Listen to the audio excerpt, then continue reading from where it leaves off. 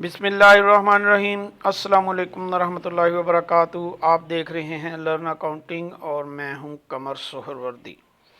हमने ratio, final accounts और contract account, तीन टॉपिक्स जो हैं उनके पास पेपर्स जो हैं वो हल कर लिए थे। अब हम कर रहे हैं हायर परचेज इंस्टॉलमेंट से रिलेटेड पास पेपर्स का। मैंने इसमें स्टूडेंट्स को देखा है कि स्टूडेंट्स जो है ना वो बहुत परेशान हो रहे हैं कि कौन से टॉपिक पे सवाल आएंगे, और फिर ये भी होता है कितने सवाल करें। चाहे ये किताब हो चाहे एग्ज़ाम्स हो, हर टॉपिक पे हर लेवल पे सवालों का एक कॉम्प्लिकेशन या एक जिसे कहते हैं ना किस्म होती है कि इस तरह का भी सवाल हो सकता है। हम दूसरे सब्जेक्ट्स और दूसरे टॉपिक्स पे इंशाल्लाह डिस्कस करेंगे। मैं सेपरेटली सोच रहा हूँ कि एक वीडियो उन पे बना दूँ। अभी मैं सिर्फ ये चीज़ हायर परचेज से रिलेटेड करना चाह रहा हूँ। यानी सबसे पहले तो आप ये पैटर्न देखें कि 2014 में सवाल नहीं आया, 2016 में सवाल नहीं आया, बाकी सारे ये 13 पेपर हैं, 13 पेपर्स में तमाम सालों में हायर परचेज पे सवाल आया हुआ है। ठीक है, इसमें 2 सालों में रिपीट हुआ है, यानी 2017 में 2015 वाला सवाल आया हुआ है और 2019 में 2018 के सेकंड टाइम वाला जो सवाल है वो आया हुआ है। ये जो क्वेश्चन पेपर्स हैं ये आप पंजाब यूनिवर्सिटी की वेबसाइट से डाउनलोड कर सकते हैं। वहाँ से हमने ये डाउनलोड करके तो वहाँ से आपके लिए हल कर रहे हैं। अच्छा जी, अब आप देखें कि सवालों का पैटर्न देखना चाहिए। आपका कोई भी टॉपिक होता है, ये जैसे हायर परचेज का जो टॉपिक है इसमें सवाल का पैटर्न है। एक सवाल है आपका सादा, जिसको हम नॉर्मल कह सकते हैं। नॉर्मल में फर्दर अमूमन दो किस्म के सवाल हैं। एक में है जिसमें जो इंस्टॉलमेंट्स हैं उनकी कैश अमाउंट हर इंस्टॉलमेंट में सेम है, उस पर इंटरेस्ट कैलकुलेट किया जाता है और उनकी जो इंस्टॉलमेंट है वो डिफरेंट है। पहली इंस्टॉलमेंट कुछ और है, दूसरी कुछ और है, तीसरी कुछ और है। एक में ये है कि जी आपका जो है वो कैश प्राइस जो है वो डिफरेंट है और इंस्टॉलमेंट सेम है, यानी पहली दूसरी तीसरी इंस्टॉलमेंट बराबर है, लेकिन और उसमें कोई ख़ास कॉम्प्लिकेशन नहीं है। बाकी कैलकुलेशन जो सवाल हल होना है वो तो होना ही होना।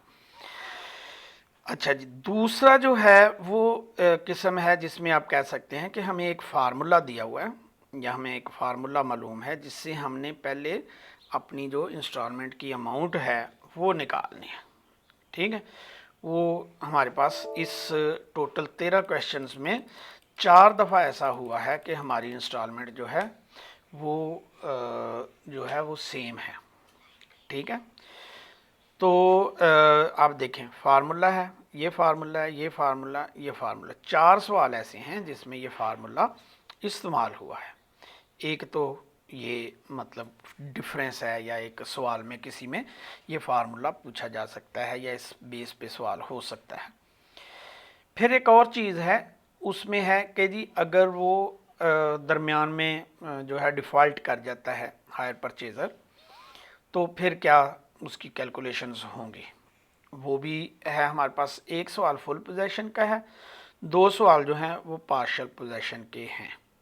ठीक है, 18 में और 20 में ये पार्शल पोजेशन के हैं और एक सवाल जो है वो जर्नल एंट्रीज का है। तो अब कुल मिला के आप इनकी एग्ज़ाम या इनका अगर देखें तो ये पैटर्न है कि कोई पॉइंट्स जो हैं, अब इनकी फिगर्स जो हैं वो कुछ भी हों, इनका जो नाम है कंपनियों का वो कुछ भी हो, उससे नहीं घबराना चाहिए। आप समझें कि ये 6-7 किस्म के सवाल हल कर रहे हैं। नंबर 1 आप समझें कि नॉर्मल हल कर रहे हैं जिसमें इंस्टॉलमेंट के डिफरेंट होने से कोई फ़र्क नहीं पड़ता, ये एक किस्म हो गई।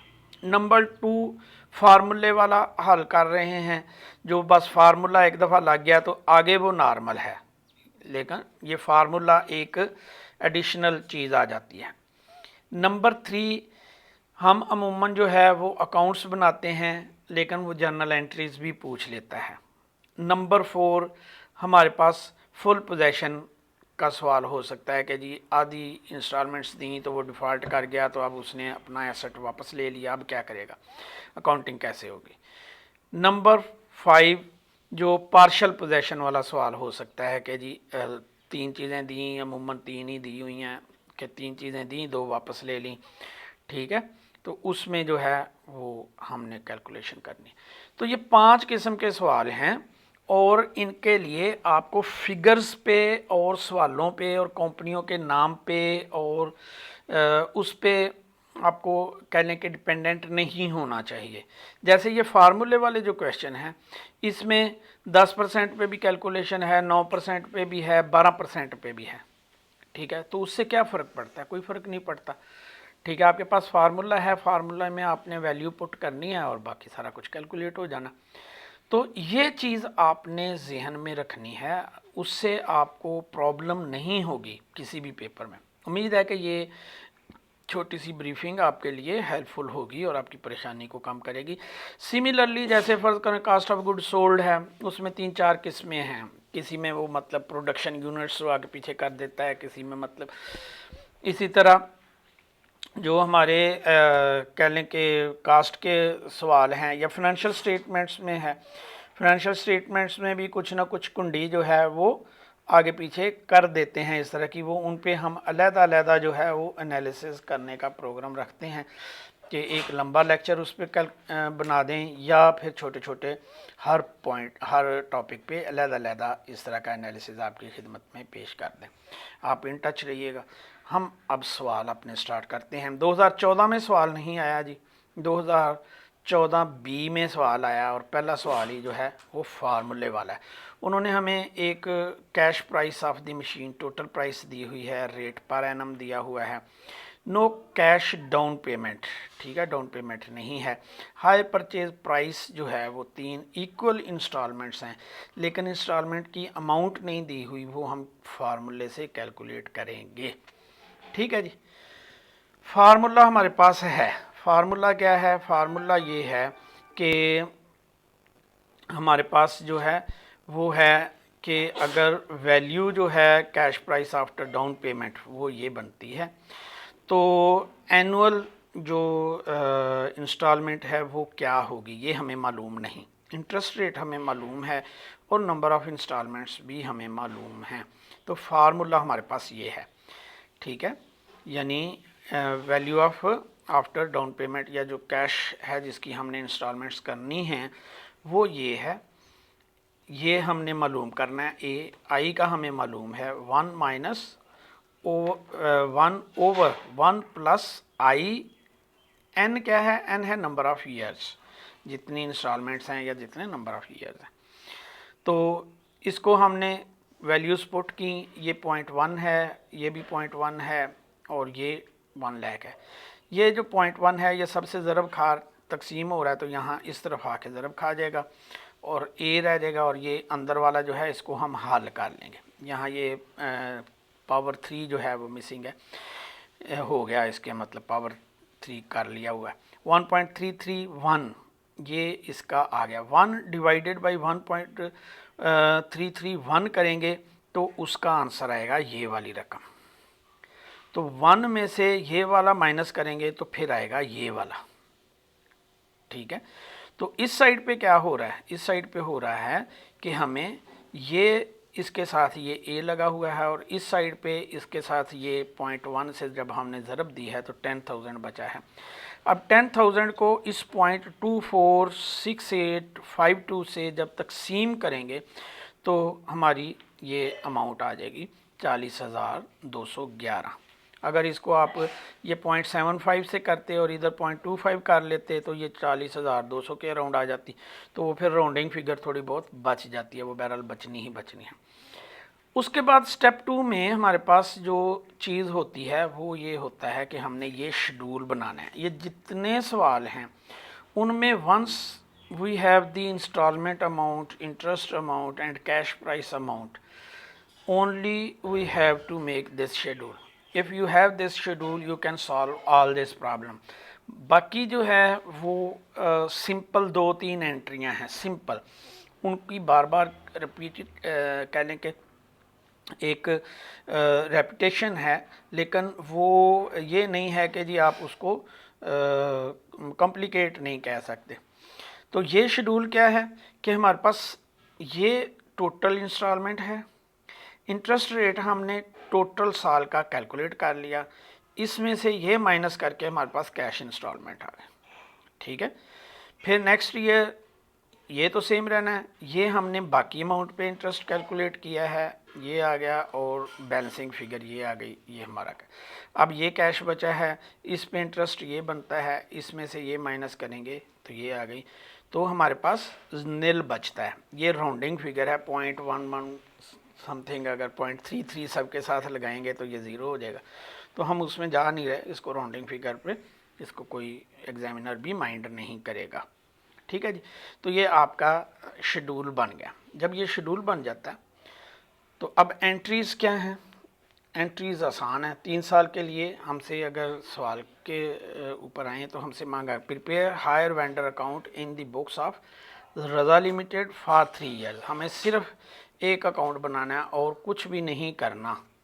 ठीक है, तो ये काम कर लिया, उसके बाद हमने ये काम कर लिया, तो अब सिर्फ ये बनना है और इसका कुछ भी नहीं बनना। हायर वेंडर जो है उससे हमने लिया है मशीन ली, तो मशीन डेबिट हो जाएगी और क्रेडिट क्या होगा? हायर वेंडर का अकाउंट 1 लाख से। जब साल गुजर जाएगा तो हमारा इंटरेस्ट जो है ये कहाँ से आया? वो उस शेड्यूल से आया जो मैंने अभी आपको बना के दिखाया कि इंटरेस्ट की लाइबिलिटी हमारे ऊपर जनरेट हो जाएगी, ये लाइबिलिटी के तौर पे यहाँ आ रहा है। ठीक है, और एक्सपेंस हमारा जो है वो डेबिट हो जाएगा, हम एक्सपेंस डेबिट कर देंगे और लाइबिलिटी को क्रेडिट कर देंगे। और फिर तीसरे नंबर पे क्या आ जाएगा कि हमने ये जो लाइबिलिटी है इसमें से कुछ पे ऑफ कर दी, वो हमें इंस्टॉलमेंट का पता है, तो हमने साल के एंड में ये समझें कि पे ऑफ कर दी, 40,211 रुपये पे कर दिए, तो हमारे पास ये बैलेंस बचा जो आगे आ जाएगा। उसमें फिर इंटरेस्ट वही एंट्री है, फिर हमने कैश पे किया वही एंट्री है, फिर बैलेंस नीचे आ जाएगा, फिर वही इंटरेस्ट की एंट्री है, फिर वही कैश या बैंक से हमने पे किया और बैलेंस हमारा नील हो गया। ये राउंडिंग फिगर हमने 0 कर दी। ये इतना सा काम है। एंट्रियाँ कितनी हैं? 3। जब हमने एसेट ख़रीदा तो एसेट डेबिट हो गया और वेंडर एज अ लाइबिलिटी के तौर पे क्रेडिट हो गया। फिर जब इंटरेस्ट ड्यू होगा तो हर साल के एंड पे जब साल गुजर जाएगा तो साल का इंटरेस्ट जो है वो हम बुक कर लेंगे। ठीक है, और उसका जो है वो साल का है या 6 माह का है, जितना भी उसने हमें दिया हुआ है, तो उसी हिसाब से हम उसको बुक कर लेंगे और हम उसका बता देंगे कि भाई ये आपका इंटरेस्ट जो है वो एक्सपेंस है और इतनी लाइबिलिटी क्रिएट हो गई है, 10,000 की, 6,000 की, 3,000 की, जितनी भी मतलब इंटरेस्ट है। तो एक ही एंट्री है और एक एंट्री है कि जब हम वो पे कर रहे हैं तो इक्वल अमाउंट से हर साल के एंड पे हमने एक इंस्टॉलमेंट पे करनी है, तो लाइबिलिटी कम हो रही है और कैश जो है वो हमारा एसेट है वो कम हो रहा है, वो क्रेडिट हो रहा है, ये डेबिट हो रही। तो ये 3 एंट्रीज़ हैं। जो 3 एंट्रीज़ आपको पक्की याद हैं तो ये आपका अकाउंट जो है वेंडर अकाउंट, ये आपका। अब आप बाकी अकाउंट्स को भूल जाएं, अभी जो नेक्स्ट हम सवाल करेंगे उसमें हम बाकी अकाउंट्स का देखेंगे। अभी तो एंट्री हम वेंडर अकाउंट की कर रहे हैं ना, तो वेंडर अकाउंट में ये 3 एंट्रीज ही होनी है तमाम सवालों में। तो हमारे लिए इम्पॉर्टेंट है ये वाला जो सवाल का एरिया है, ये अहम है। ठीक है जी, उम्मीद है कि ये लेक्चर आपको पसंद आएगा। हम बाकी के लेक्चर को अलहदा से आगे हमने किए हुए हैं, उसको हम बाद में आपके लिए करते हैं। फ़िलहाल इजाज़त दें, अल्लाह हाफिज़।